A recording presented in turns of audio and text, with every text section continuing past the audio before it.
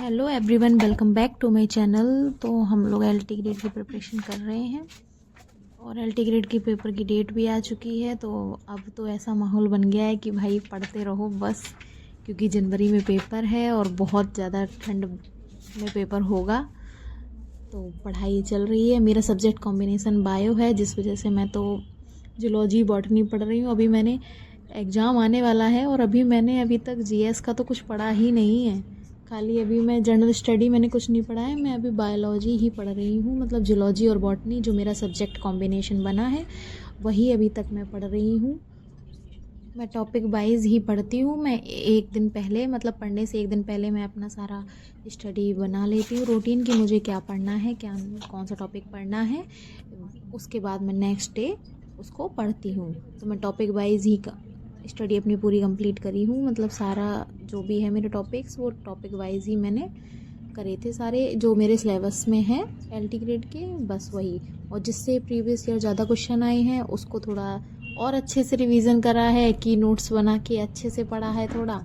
और जिससे क्वेश्चन बहुत कम आते हैं कुछ टॉपिक से, तो उसको मैंने पढ़ा है उसको भी, क्योंकि पता नहीं क्या पता इस बार उससे ही आ जाए, इसलिए उससे भी पढ़ा है। लेकिन जितना प्रीवियस ईयर में बार बार क्वेश्चन जिस टॉपिक से आ रहे हैं उस टॉपिक को मैंने ज़्यादा कवर करा है मैंने भी, क्योंकि अगर उससे आ गया तो उससे तो भाई छूटना ही नहीं चाहिए। और बाकी जो टॉपिक हैं उनको भी अच्छे से कवर करूँगी, ताकि मतलब कहीं से भी कुछ आए तो मतलब छूटना नहीं चाहिए पेपर में। ऐसा ना हो पेपर देख के कि ये कहाँ से आ गया।